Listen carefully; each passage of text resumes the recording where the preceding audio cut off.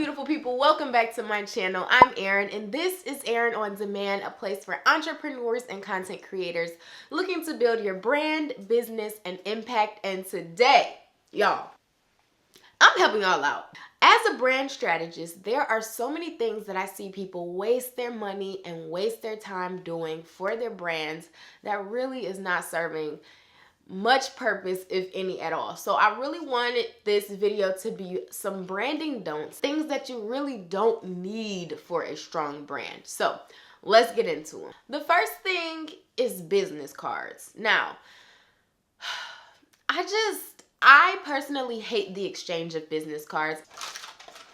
I went on to Vistaprint and ordered, I think, 500 business cards. Here's a box. I probably have like 3 more boxes somewhere. Where are they? Oh, here's the box. It's all the way back here, all bunched up. Tons of business cards in here that just don't get used. Now, please do not take this the wrong way in me saying that you just don't need business cards at all. One, I think too many people spend too much time designing them. They are fairly inexpensive, so to have them is good, but they're not necessary, especially not in today's age. I feel that social media is a much better exchange than a business card. People lose business cards. I have one time had somebody who took my card and actually followed up with me. Usually if people follow me on social media, that is a much better way to latch them into my brand's ecosystem. So giving them a card that's gonna fall to the bottom of their purse, or they're gonna drop it on their way to the car or whatever, it's just not worth the time or the effort to me. I have business cards. I hardly ever use them. I hardly ever have them. I always forget to bring them.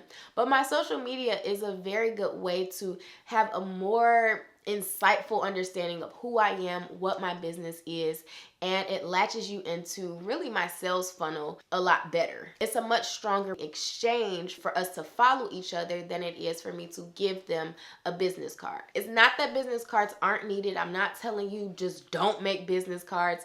If you do feel that they are necessary, or if you go to networking events and you want to take a few and you find that it helps spark the conversation a little easier, then go ahead and make the business cards. But for me, I just find that they are not 100% necessary in today's world of social media and websites and digital marketing, LinkedIn. There are so many other ways to connect with people and have a much more long-lasting connection with them. The second branding don't, now this is a don't, okay, are long YouTube theme songs. I hate long YouTube theme songs. I don't think they need to last for more than 10 seconds, and 10 seconds to me is still pushing it on the longer end. But I have seen 30-second YouTube theme songs where people really feel like their YouTube channels are TV shows, which please understand that there is a lot of production that goes into YouTube, but it's still not television. And even television shows are steering away from long 30, 45-second theme songs because that is taking away time from the actual production. So if you are trying to brand your YouTube channel, you do not need a long theme song.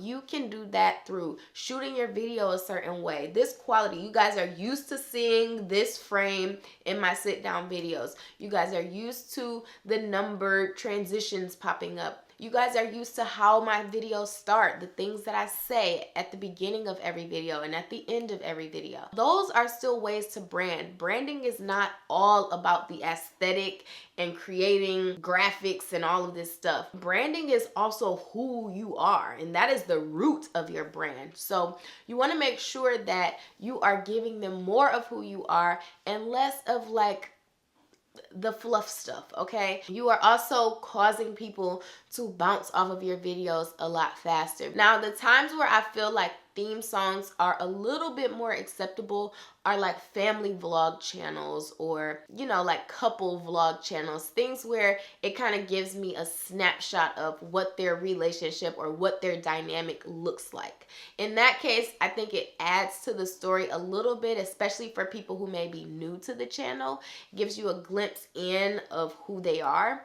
But for the most part, if you have like a beauty channel or whatever, there are ways that you can, or an informational channel like this, there are ways that you can brand your video. Maybe you have a little 3-second flash of something, or just something really quick and to the point that brands it but is not taking all day, okay? The third thing that a lot of people just miss the mark on is Instagram themes.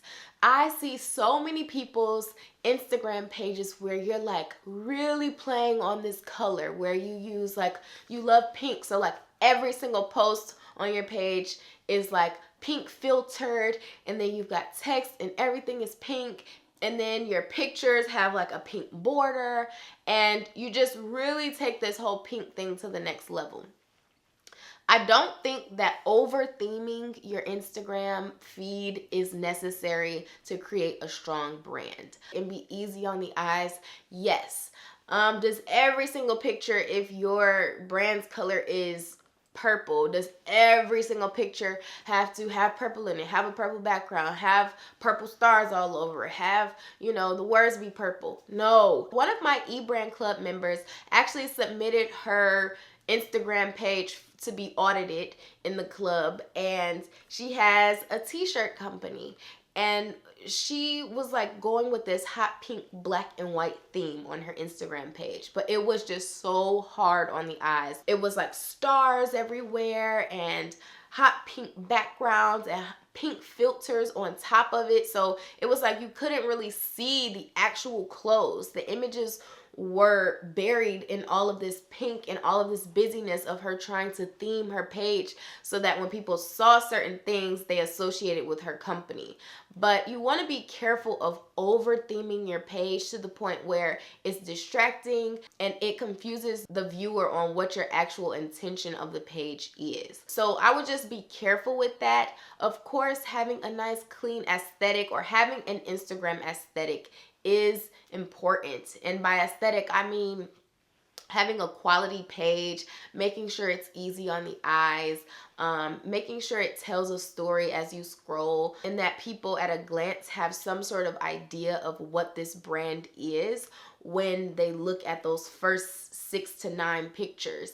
But everything doesn't have to be green or purple or yellow, or if that is your brand's signature color. You don't have to over theme and overkill with Instagram themes. And the last thing that is a branding don't is just printed collateral. I get emails asking if I help design brochures and flyers, and honestly, you guys, those things are just like not necessary anymore. Unless you're designing a flyer for online, for the most part, printed branded collateral is a huge waste of money. People lose paper. Just remember that. People lose paper. People throw paper away. It is just not necessary. Pretty much similarly to business cards. You know, I would much rather put someone's contact in my notes, or put someone's contact information in my contacts, or screenshot a flyer from online than to have someone hand me a piece of paper. So remember that branded collateral, marketing collateral, does not have to be printed. You don't need printed copies. Those are some major marketing and branding don'ts that I see and hear a lot of people doing and thinking that it is the right thing. But you guys, you don't have to waste your time creating these things. Just your brand is who you are. When you can get to the root of that and think about the people who you love, the brands who you love, are they like making every single picture on their Instagram feed their color? Do they have a long YouTube theme song, or do they get to the point? You know, think about those things. Think about how you consume and your human behavior as it pertains to the brands that you really are attracted to. So I think branding overall, people think that they have to create all of these branding materials, but you don't.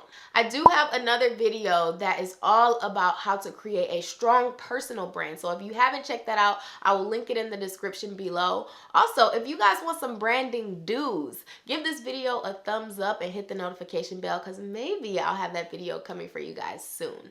Some things you can do to strengthen your brand that we'll take it to the next level. If you guys have any other questions about building a personal brand, please leave them in the comments below. I want to hear your questions as it pertains to branding. I upload every Wednesday and most Sundays, and I will see you guys in the next video. Peace.